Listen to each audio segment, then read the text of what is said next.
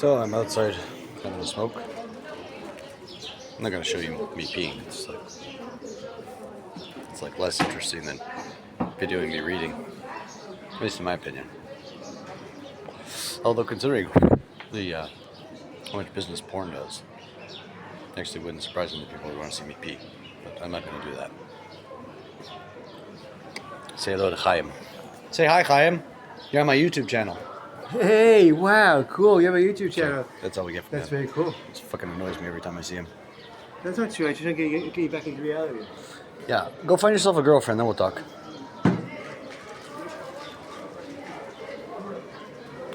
I'm no better. I don't have a girlfriend. What's going on down here? A group, little teenage girls. Yeah, whatever. There's all kinds of different groups of meetings down there. Tour groups and whatnot. Adults, kids, all kinds. Meh, whatever. Doesn't interest me. Actually, not much really interests me. That's kind of why I'm reading the Daf Yomi, because I'm really out of ideas of what interests me.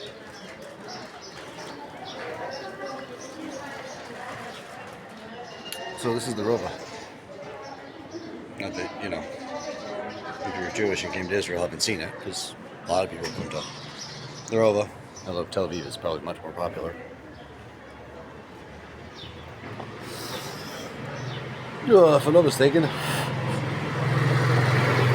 a couple times, Rova is where the Kohanim, the priests lived, but I don't actually know. I know the archaeological digs they had dug up where some families of Kohanim priests lived, but I don't know if the majority of them did. Oh, well. And this is some Shlomo guy who does harps. They are for sale. I have no idea how much. There's this phone number if you want to reach out to him. 2 phone numbers. Yeah. And if you're doing a gig and you need somebody to do sound, the guy I'm crashing by, Koach Nun, he does sound setup. He did that for like 50 different bands or something, maybe even more. And also some other setups. And if you need somebody to pray for you, that guy over there I was just talking to, Chaim, he prays. He prays a lot. Can't say he's successful at it because he's single as far as I know, no kids, and helps out running yeshivas. But maybe his prayers are worth something. Probably worth more than mine. Finish my smoke and go back to Daf Yomi. Huh. People are going by. All day long, people go by. Probably even all night long. There's probably homeless people around here. People trying to connect with God, and people trying to find answers to their life problems. I've, for the most part, just given up. There's some people who are trying to work on my behalf to get me a 2-dot suit. I'm not sure about what else. I have asked a lot of people to help me out with trying to find a wife, but that doesn't seem to be going well. Maybe I just don't have that good a personality or earning power, or I don't know what. Wow, it is hot out. It's got to be like 25, 30 degrees out here, Celsius, which is, I don't know, somewhere around like 80, 90 Fahrenheit.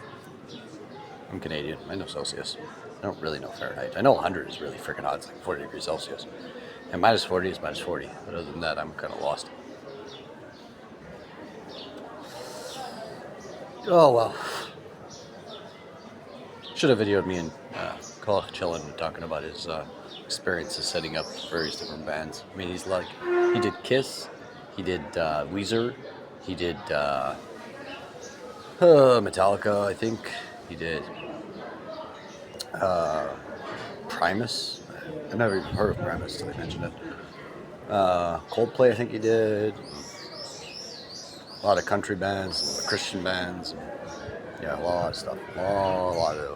Yeah, he's got at least one folder of his work crew passes, like bands he set up for. You might be able to find him on the internet. Koach Nun, also known as Stephen Stafford from Wagoner, Oklahoma.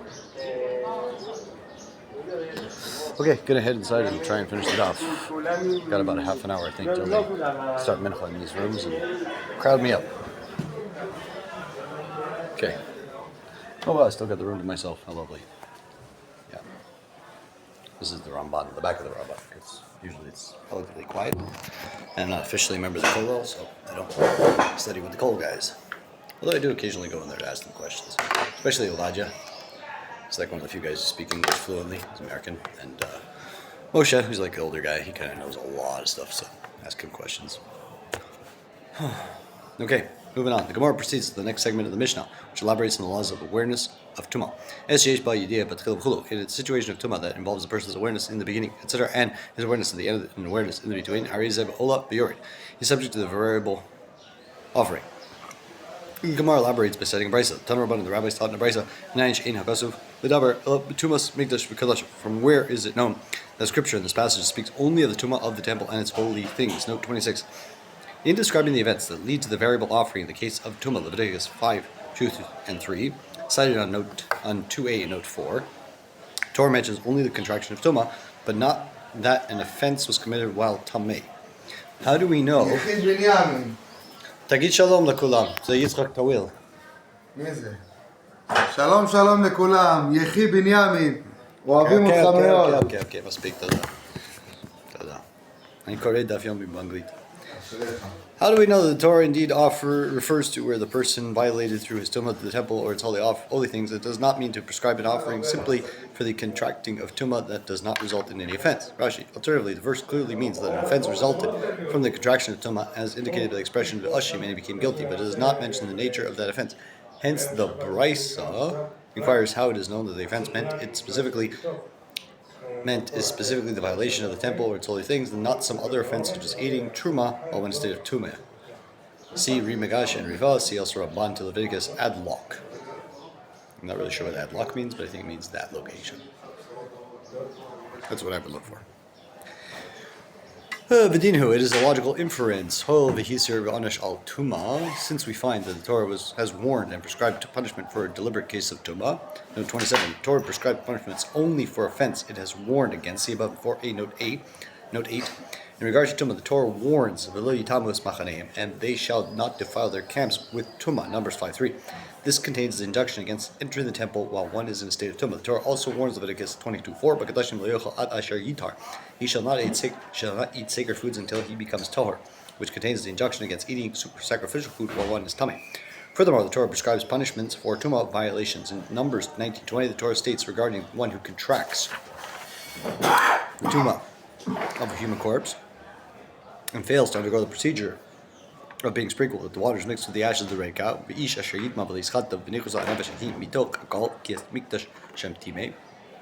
and a man who becomes tummy but is not sprinkled upon, then that person shall be cut off from the midst of the congregation when he defiles the sanctuary of Hashem with tumah. Translation follows Ramban at Loxi, also verse 13 there. This prescribes a punishment of karis for one who enters the temple while in a state of tumah. The Torah also states, Leviticus 7:20, "V'nefesh tochal basar mizvach mizevach hashlamim asher laHashem b'tum also alav v'nichza nefesh ahi mi'amel." And the person who eats meat from the shlamim sacrifice that is Hashem's while his tumah is upon him, then that person shall be cut off from its people. This prescribes the punishment of karis from one who eats sacrificial food while he is in a state of tumah. Rashi, as amended by Masoras Shas, CF Tosos and Tosos Harosh.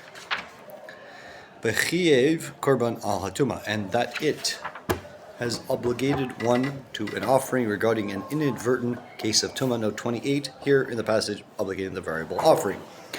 Ma is here just as when it has warned and prescribed punishment for tumah, lo hiser v'onish el al tumas mikdash v'gadasha. It has warned and prescribed punishment only for the tumah of the temple and its holy things. Note 29, as detailed in note 27. So too, when it has obligated one to an offering for tumah, it has obligated only for the tumah of the temple and its holy things. The Gemara asks, Ve'ema truma, but say that the Torah refers to a tameh who inadvertently eats truma. Note 30. He too should be subject to the variable offerings. He tells us. Alternatively, the Gemara is asking that only the one who inadvertently eats truma while he is tameh should be liable to the variable offering, but the one who inadvertently violates the temple or its holy things while he is tameh should be liable to the standard chatas, like any other person who inadvertently violates a prohibition of punishment by kares. Ridvasi also tells us, eating truma while one is tameh is not punishable by kares, but by death by the hands of heaven, which is less severe than kares. He tells us to Yevamos 2a, Yevamos Kodesh Achi, only kares. Transgressions are subject to the standard chatas in case of inadvertent transgressions. Thus, standard chatas does not apply to the case of truma, and it seems reasonable that Torah prescribed the variable offering for cases not covered by the standard chatas.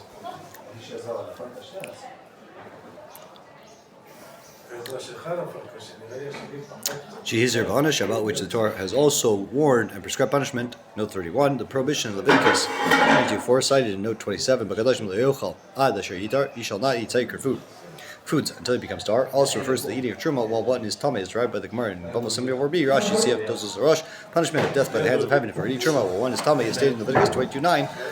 And then the Kohanim shall protect my charge, they shall guard against eating truma and not bear sin on account of it and die through it, for they will have desecrated. The die referred to in this verse is death by the hands of heaven, as taught in Sanhedrin 83:8, see Rashi here, and to Leviticus ad loc.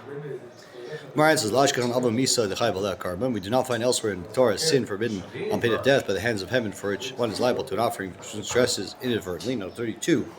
The standard chatas offering applies only in the case of sins punishable by the more severe penalty of kares, as taught in Horayas 8a Rashi. Hence, it is more reasonable to interpret the passage concerning the variable offering as referring to the kares sins of violating the temple or its holy things, which are in the class of sins for which we do not find offerings prescribed, rather than as referring to the sin of eating truma while one is tummy, as a class of sin for which we do not find offerings prescribed. Bnei Yoshua points to the sin of me'ilah, misappropriation of temple property, whose deliberate transgression is, in Rebbe's view, punishable with death by the hands of heaven. See Sanhedrin 83:8. Yet its inadvertent transgression requires an asham offering. Bnei Yoshua therefore explains that the Gemara here refers specifically to a chatas offering. The variable offering is primarily a form of chatas, Leviticus 5:6.